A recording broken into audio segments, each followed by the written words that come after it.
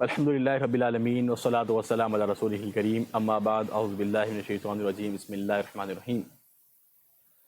معزز سامعین کرام، السلام علیکم ورحمۃ اللہ وبرکاتہ۔ الافہام کی جانب سے میں ہوں حافظ ابو دجانہ شیخ۔ الحمدللہ آج ہم نے تراویح کے اندر 9واں پارہ مکمل کیا ہے۔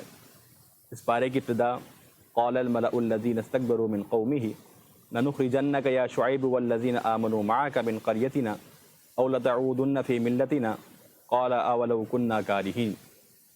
ہم نے کل بات بیان کی تھی کہ اس پارے کے آخر کے اندر جو پچھلا پارہ ہم نے پڑھا ہے، اللہ رب العالمین نے کچھ قوموں کا تذکرہ کیا ہے۔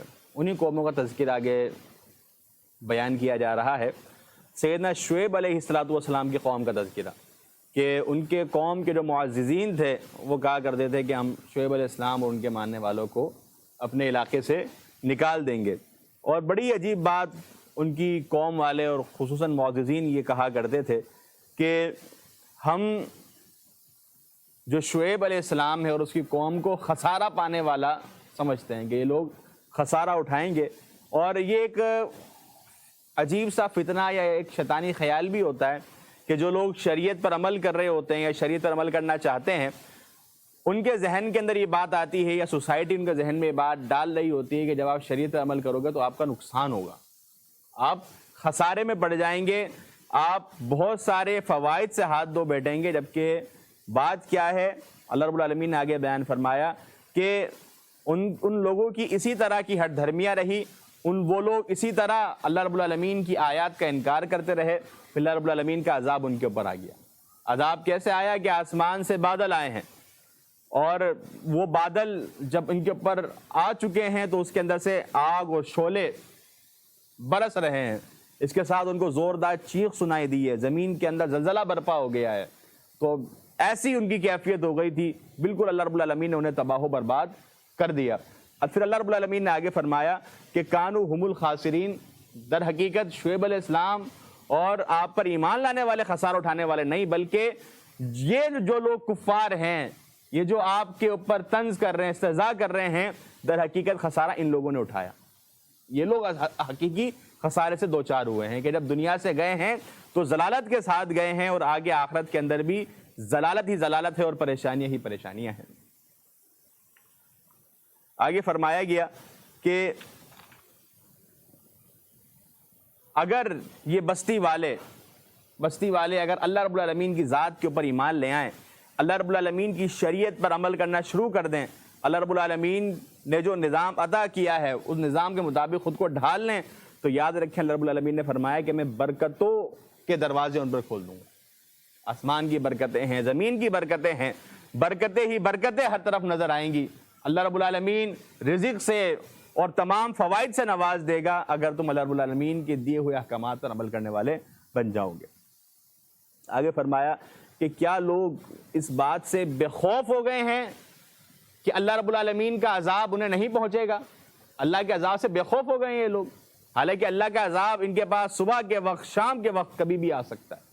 اور یہی بات انسان کو سمجھنا چاہیے کہ آج ہم اپنی مستیوں کے اندر یا اپنے تکبرانہ انداز کے اندر اتنے زیادہ مگن نہ ہوں کہ ہم اللہ رب العالمین کی اس پکڑ کو بھول جائیں۔ وہ کہتے ہیں نا کہ اللہ کی لاٹھی بے آواز ہے، تو انسان اپنی برائیوں کے اندر اتنا مست ہوتا ہے، لیکن جب اللہ رب العالمین کی ذات پکڑنے پر آتی ہے تو پھر انسان ایسا جکڑا جاتا ہے کہ وہ اس کی نسلیں یاد کرتی ہیں۔ تو اللہ رب العالمین کی ذات اور اس کے احکامات کے برخلاف انسان کو نہیں جانا چاہیے، نہ اللہ کی ذات نہ ہی اس کے احکامات کا استہزاء انسان کو اڑانا چاہیے، اپنی اوقات انسان کو یاد رکھنی چاہیے۔ اچھا جی، آگے فرمایا، آگے حضرت موسیٰ علیہ السلام کا واقعہ بیان ہو رہا ہے۔ حضرت موسیٰ علیہ السلام کو جو بھیجا گیا ہے فرعون کی طرف، دو بنیادی مطالبے تھے۔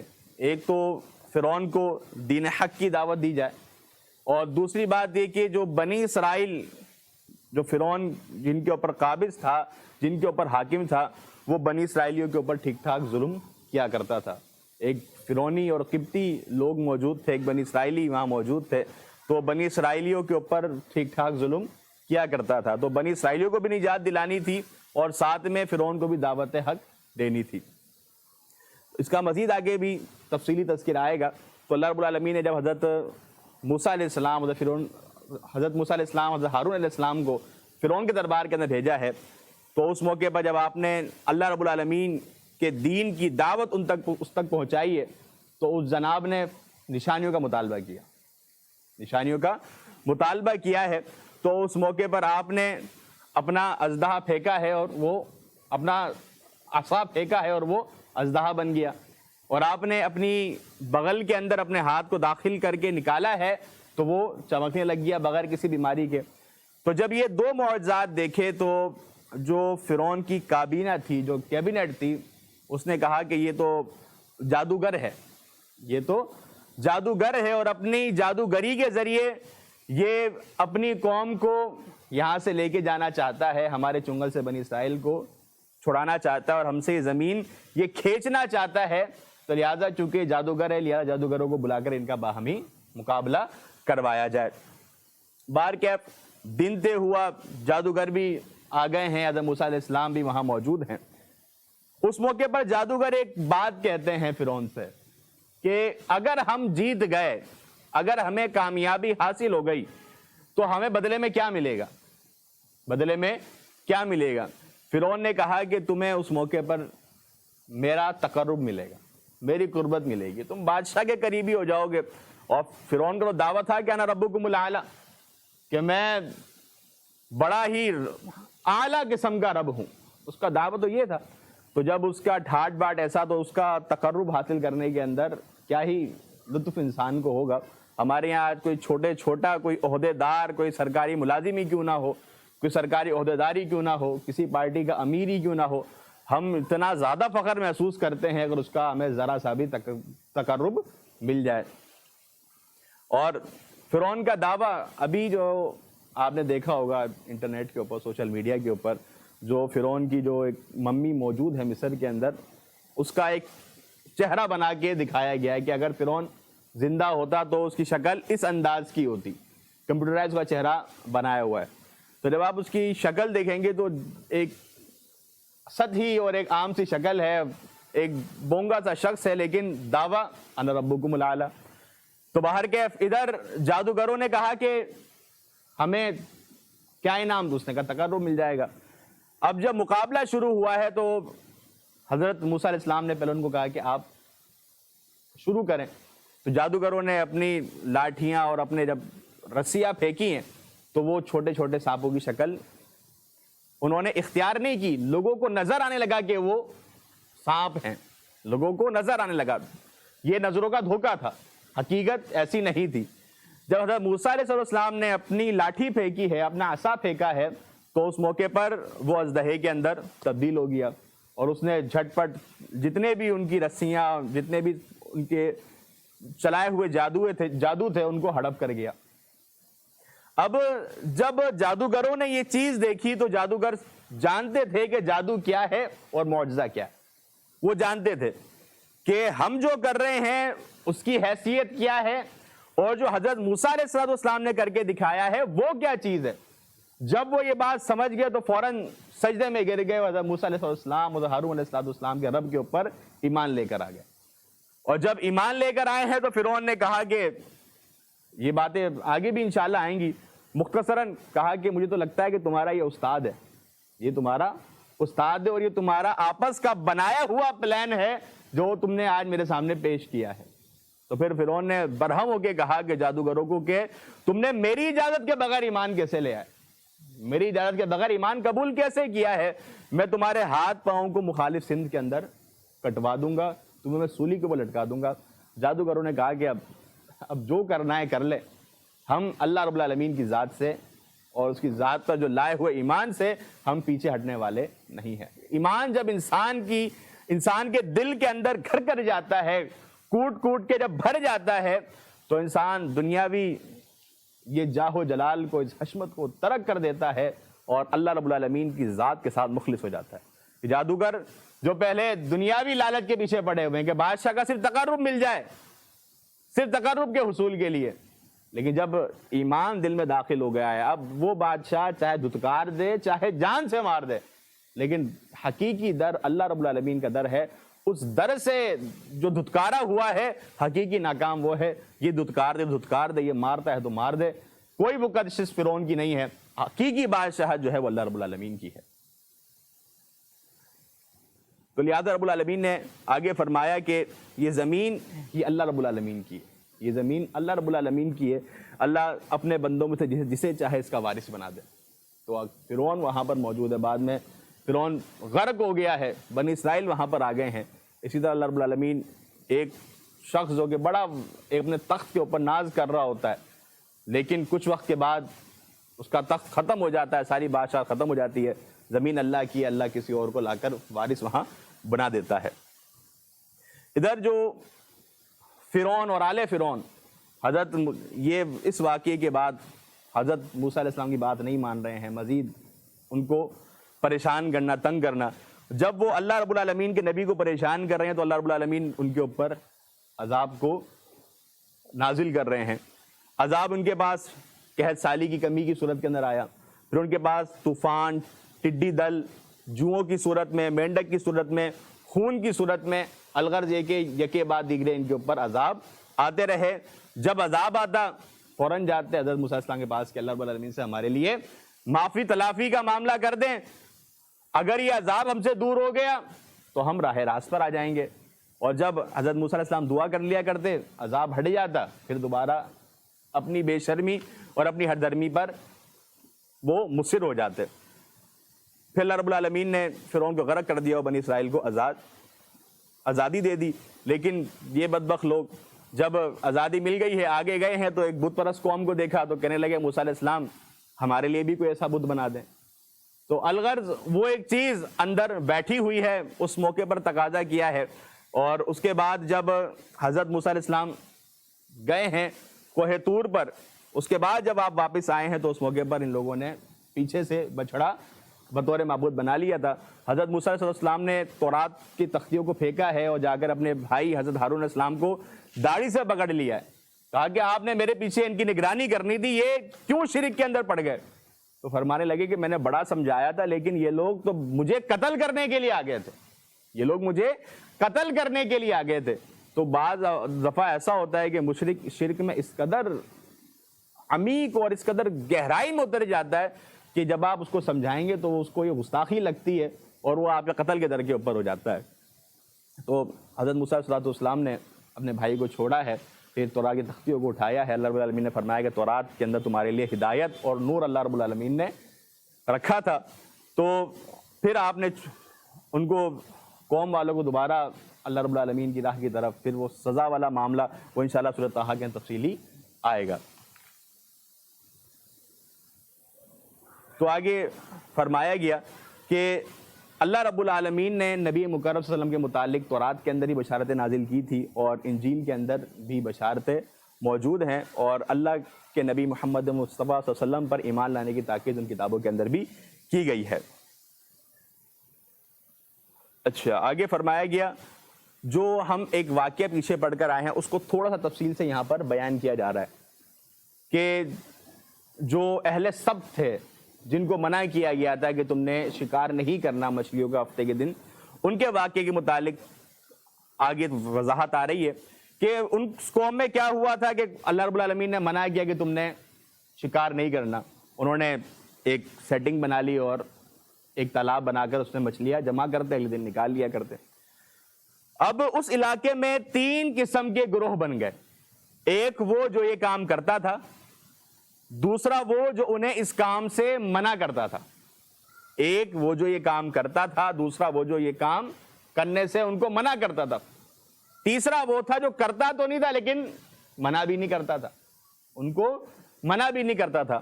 جب اللہ رب العالمین کا عذاب آیا ہے تو کرنے والوں پر بھی آیا ہے، اور وہ لوگ جو کرتے نہیں تھے، جو کرتے نہیں تو ساتھ میں روکتے بھی نہیں تھے، ان کے اوپر بھی اللہ رب العالمین کا عذاب آیا.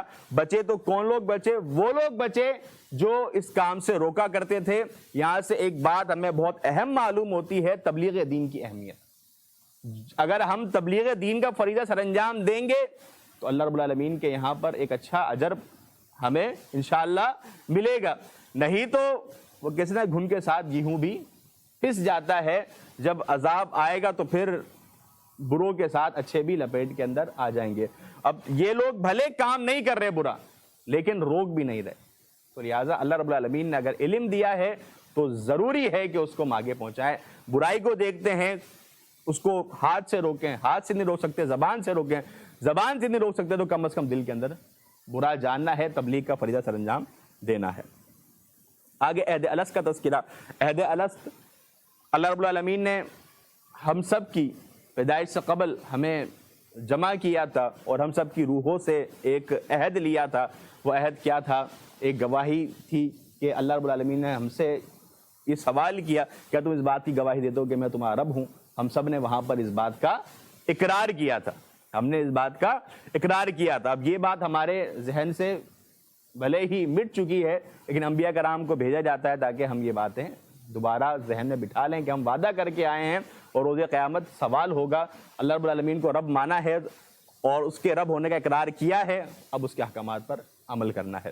آگے ایک یہودی راہب کا تذکرہ آیا کہ جو پہلے اس کو علم دیا گیا، علم کی راہوں پہ چلنے والا تھا، بعد میں وہ شیطان کی راہوں پر لگ گیا اور وہ گمراہوں میں سے ہو گیا۔ اور اس کی بنیادی وجہ کیا تھی کہ وہ دنیا کی چمک کے پیچھے پڑ گیا تھا۔ اللہ رب العالمین نے اس کی مثال کتے کی طرح دی کہ ایک کتا کہا کہ اس کو آپ ہڈی دیں تب بھی اس نے ہانپنا ہے، اس کو نہ دیں تب بھی اس نے ہانپنا ہے۔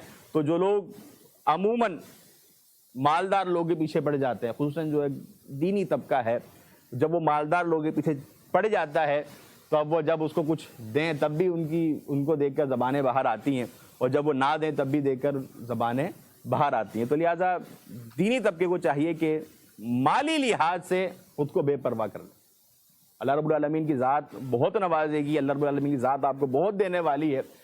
آپ نے جو کام کا بیڑا اٹھایا ہے بہت عظیم کام ہے، اللہ آپ کے تمام امور نمٹا دے گا، لیکن اس کام کی وجہ سے اہل ثروت کے در پر پڑے رہنا اور ان کے آگے سوال کرنا پھر کیا بنتا ہے کہ آپ کا جو دینی کام ہے وہ بازیچہ اطفال بن جاتا ہے، کیونکہ جو پھر ایک بڑا تعاون آپ کے ساتھ کر رہا ہوتا ہے وہ کہیں نہ کہیں یہ چاہ رہا ہوتا ہے کہ یار کام اب میرے ڈھنگ کا ہونا چاہیے، علماء میری پسند کے ہونے چاہیے، فلاں یہ ہونا چاہیے، یہ ہونا چاہیے، پھر وہ سارا کا سارا جو منہج ہوتا ہے وہ سارا تباہ و برباد ہو جاتا ہے، اس کے اندر سے روحانیت ختم ہو جاتی ہے۔ تو لہٰذا اگر یہ مالی معاملہ جو بھی معاملہ ہو، اس کے اندر بالکل اس کے پیچھے نہیں پڑ جانا، اصل چیز جو ڈھونڈنی ہے وہ اللہ رب العالمین کی رضا ڈھونڈنی ہے۔ آگے بیان کیا گیا کہ انسان کو اللہ رب العالمین نے شرف دیا ہے، اس کو بہترین بنایا ہے، لیکن کچھ انسان ایسے ہیں جو کہ جانوروں سے بدتر ہیں۔ یہ وہ لوگ، یہ کون سے لوگ ہیں جو توحید سے انحراف کرنے والے ہیں، جو حق کو سن کر سنی انسنی کر دیتے ہیں، حق کو قبول نہیں کرتے۔ آگے فرمایا گیا کہ اللہ رب العالمین کے اچھے اچھے نام ہیں، تم ان کے ساتھ اللہ رب العالمین سے دعا کرو۔ ہم وسیلے والے مسئلے میں اس حوالے سے بات کر چکے ہیں۔ آگے بیان ہوا کہ آپ سے سوال کرتے ہیں یہ لوگ قیامت کے متعلق، تو یاد رکھو قیامت کا علم اللہ رب العالمین کے پاس ہے۔ آگے فرمایا گیا کہ مشرکوں کا ایک عجیب طرز ہے کہ اللہ رب العالمین جب شادی ہوتی ہے، شادی کے بعد اللہ کے حضور دعا کرتے ہیں اولاد کی، جب اولاد دے دی جاتی ہے تو اس کے بعد کیا کرتے ہیں، اس کو یا تو شرک کے کام میں لگاتے ہیں یا اللہ کے ساتھ شرک کرنے لگتے ہیں۔ ہمارے یہاں بھی لوگ، جس طرح میں نے پہلے بات کی ڈولے شاہ کے چوہوں کے متعلق، تو لوگ جب اولاد آ جاتی ہے، جب نعمت مل جاتی ہے تو اس کو اللہ کے علاوہ دوسروں کی جانب منسوب کرنا شروع کر دیتے ہیں۔ یہ بہت بڑا شرک ہے۔ آگے فرمایا گیا کہ جن لوگوں کو یہ اللہ کے علاوہ پکارتے ہیں وہ اللہ کے بندے ہی ہیں، کوئی خاص کوئی سرخاب کے پر نہیں لگے ہوئے انہیں، وہ ایک عام ہی اللہ کی مخلوق ہیں، تمہاری طرح مخلوق ہیں، لہٰذا ان کو نہ پکارو۔ اس سورت کے آخر کے اندر، سورہ اعراف کے آخر میں فرمایا گیا وَإِذَا قُرِئَ الْقُرْآنُ فَاسْتَمِعُوا لَهُ وَأَنصِتُوا لَعَلَّكُمْ تُرْحَمُونَ، کہ جب قرآن مجید کی تلاوت کی جائے تو تم نے خاموشی اختیار کرنی ہے۔ یہ تلاوت قرآن مجید کے آداب میں سے ہے، جب پڑھا جائے تو تم خاموش ہو جاؤ، بے جا کا شور تم نے نہیں کرنا ہے۔ آگے سورہ انفال مدنی سورت ہے۔ انفال کہتے ہیں مال غنیمت کو، مال غنیمت کو کہا جاتا ہے۔ مال غنیمت کے احکام انشاءاللہ 10واں پارہ جو شروع ہو رہا ہے اس کی پہلی آیت کے اندر انشاءاللہ وہاں پہ تذکرہ کیا گیا ہے۔ آگے اہل ایمان کے متعلق بات ہوئی کہ اہل ایمان کی کچھ خوبیاں. پہلی خوبی کہ اللہ رب العالمین اور اس کے رسول کی اطاعت کرنے والے ہیں, اور اہم چیز جب اللہ کا ذکر کیا جاتا ہے تو دل ان کے کانپ اٹھتے ہیں. اللہ کے ذکر سے ان کے دل کانپ اٹھتے ہیں. امام سفیان ثوری رحمۃ اللہ علیہ کا ایک قول ہے, فرماتے ہیں یہ جو دینی محفلیں ہوتی ہیں, یہ ذکر و اذکار کی محفلیں ہوتی ہیں, ان میں جانا چاہیے, ان کو سننا چاہیے. یہ کوڑے کی طرح اثر کرتی ہیں. یہ دل کے اوپر ایک بہت زور کا کوڑا ہوتا ہے کہ دل جو وہاں باغی ہو رہا ہوتا ہے وہاں یہ دل سنبھل جاتا ہے, اللہ کی اطاعت کی طرف آ جاتا ہے. آگے فرمایا کہ تلاوت کرنے سے دل جہاں کانپ اٹھتا ہے وہاں ایمان میں اضافہ ہوتا ہے, اللہ رب العالمین کی ذات پہ توکل کرتے ہیں. اسی طرح اہل ایمان نماز قائم کرتے ہیں اور اللہ کی راہ کے اندر خرچ کرتے ہیں. اور جو یہ کام کرتے ہیں اللہ رب العالمین نے فرمایا ہم المؤمنون حقا, یہ حقیقی مومن ہیں, ان کے لیے اللہ رب العالمین کے یہاں بہت بڑے درجات ہیں اور اللہ رب العالمین نے ان سے مغفرت اور اچھے رزق کا وعدہ کیا ہے. آگے جنگ بدر کا نقشہ بیان کیا گیا کہ جنگ بدر کے اندر دو قافلے, ایک ابو سفیان کا قافلہ تھا جو کہ تجارتی قافلہ ہے. مسلمان پہلے ہی بتلا دیا گیا کہ تمہاری دونوں گروہ میں سے کسی ایک گروہ سے ملاقات ہوگی, یا تو تجارتی گروہ یا پھر وہ لشکری گروہ جو جس کی سپہ سالاری ابو جہل کر رہا تھا. تو مسلمانوں کا ارادہ تو یہ تھا کہ ہم لڑائی جھگڑے سے تھوڑا محفوظ رہیں اور تجارتی قافلے کے اوپر ہی ہم پہنچ جائیں, لیکن اللہ رب العالمین کی ذات کو جو بات منظور. اب ادھر ابو سفیان بچ کے نکل جاتا ہے اور مکے میں خبر کر دیتا ہے, ادھر ابو جہل لشکر کو لے کر پہنچ رہا ہے 1000 کے لشکر کو مسلمانوں پر حملہ کرنے کے لیے. تو اللہ رب العالمین نے اس موقع پر مسلمانوں کی مدد فرمائی ہے, 1000 فرشتے بھیجے ہیں اور ان کے اوپر سکون والی نیند, حالانکہ بہت دہشت والی کیفیت ہے, 313 ہیں ادھر 1000 ہیں, اتنی دہشت والی کیفیت کے اندر سکون والی نیند دینا, بارش کا نزول جس کی وجہ سے مسلمانوں کو جغرافیکلی زمینی طور پہ بہت زیادہ فائدہ ہوا ہے. اور آگے فرمایا گیا کہ اس پارے کے آخر کے اندر کفار کی, مشرکین مکہ کی کفار کی وہ دعا کا ذکر کیا گیا ہے کہ جب وہ دعا کیا کرتے تھے کہ اللہ اگر محمد صلی اللہ علیہ وسلم حق پر ہیں تو ہمارے اوپر عذاب لے آ, ہمارے اوپر جو ہے پتھروں کی بارش کر دے. فرمایا گیا کہ وہ یہ جو تمہارے اوپر بدر کے اندر جو رسوائی ہوئی ہے یہ عذاب ہی ہے اللہ کا, یہ اللہ کا عذاب ہی ہے کہ تم اپنے گھمنڈ کے اندر بہترین اسلحے سے لیس ہو کر آئے ہو لیکن نہتے مسلمانوں سے اور ایک تھوڑی سی تعداد سے تم ذلیل و خوار ہو کر جا رہے ہو. آگے فرمایا گیا کہ میدان جنگ سے بھاگنا کبیرہ گناہ ہے, لیکن 2 صورت کے اندر انسان پیٹھ دکھا سکتا ہے. پہلی صورت یہ کہ پیٹھ دکھا کر تھوڑا پیچھے ہٹے گا اور ہٹنے کے بعد پھر آگے بڑھ کے حملہ کرے گا. ایک تو ذکر ہوا متحرفن کیا کہ قدم پیچھے اس لیے ہٹانا اپنی چال تبدیل کرنے کے لیے کہ دشمن سمجھے کہ بھاگ رہا ہے لیکن پلٹ کر دوبارہ حملہ کرنے کے لیے. دوسرا فرمایا گیا متحیزن پیٹھ اس لیے دکھانا کہ آپ لڑتے لڑتے تنہا رہ گئے, آپ کا جو گروہ ہے جو آپ کی ٹیم ہے وہ پیچھے رہ گئی ہے, تو اس ٹیم تک پہنچنے کے لیے آپ پیٹھ دکھا کر اس طرف رخ کر سکتے ہیں. اس کے علاوہ بزدلی سے میدان جنگ سے بھاگنا یہ کلی طور پہ حرام ہے. میدان بدر کے اندر ایک معجزہ یہ بھی ہوا کہ اللہ کے نبی کریم صلی اللہ علیہ وسلم نے ایک مٹھی اٹھا کر مٹی کی پھینکی ہے, جس کی وجہ سے جو کفار ہیں ان کی آنکھیں چدھیا گئی ہیں, ان کی آنکھوں کے اندر ریت پہنچ گئی ہے. یہ معجزہ تھا. آگے فرمایا گیا کہ اللہ رب العالمین کی اس نعمت کے اوپر شکر ادا کرو کہ تم کمزور تھے, اللہ رب العالمین نے تمہیں عزتوں سے نوازا ہے. اچھا جی, پھر وہی بات جس کا میں تذکرہ کیا جو دعا ہے وہ آگے ذکر ہوا اس کا.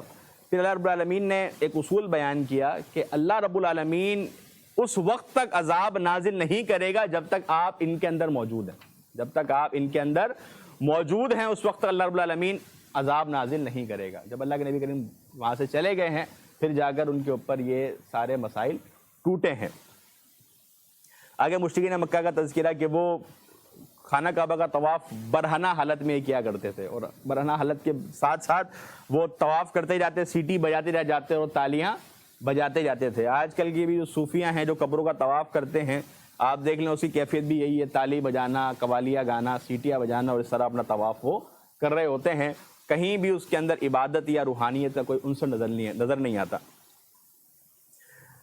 اس بارے کے آخر کے اندر کچھ بنیادی باتیں. ایک بات یہ بیان کی گئی کہ ان لوگوں کے متعلق سخت سزا بیان ہوئی، جہنم ٹھکانہ بیان کیا گیا، جو اللہ کے راستے سے روکنے کے لیے مال خرچ کرتے ہیں، اللہ کے راستے سے روکنے کے لیے مال خرچ کرتے ہیں۔ ہمارے یہاں لوگ کانسرٹ کے اوپر اور اس طرح کی کئی فحاش چیزوں کے اوپر اپنا لاکھوں اڑا دیتے ہیں۔ اگر آپ کہیں کہ جی میں نے فلاں سنگر کو بلانا ہے، فلاں یہ کانسرٹ کرانا ہے، آپ کو لاتعداد اس شہر کے اندر ڈونرز مل جائیں گے، بہت سے لوگ آپ کو اسپانسرز مل جائیں گے، لیکن آپ کہیں جی میں نے یہاں پر کسی عالم کو بلانا ہے، کسی خطیب کو بلانا ہے، کوئی دینی سرگرمی اختیار کرنی ہے، تو کوئی بھی آمادہ نہیں ہوگا۔ تو ہمیں اپنا محاسبہ کرنا چاہیے کہ ہم کہیں پیسے کو ایسی جگہ پر تو خرچ نہیں کر رہے کہ کہیں لوگ اللہ رب العالمین کی راہ سے رک جائیں، یا وہ راہیں اللہ رب العالمین کی راہ سے رکاوٹ کا باعث بنیں۔ لہٰذا مال خرچ کرتے ہوئے اس بات کا ضروراً خیال رکھیں، کیونکہ جہاں سوال کیا جائے گا کہ کمایا کہاں سے، وہاں سوال یہ بھی کیا جائے گا کہ خرچ کس مقام پر، کس جگہ پر آپ نے کیا ہے۔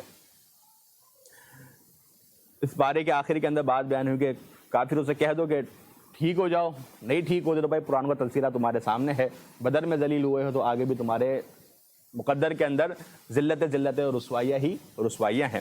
پھر فتح مکہ کا بھی وہ عظیم موقع مسلمانوں نے دیکھا کہ یہ لوگ جو کہ ظلم کرنے والے تھے، جو کہ تپتی ریتوں پہ لٹانے والے تھے، طرح طرح کے ظلم کرنے والے تھے، گلیوں میں گھسیٹنے والے تھے، آج ہاتھ باندھے انتظار میں ہے کہ ہمارے بارے میں کیا حکم دیا جائے گا۔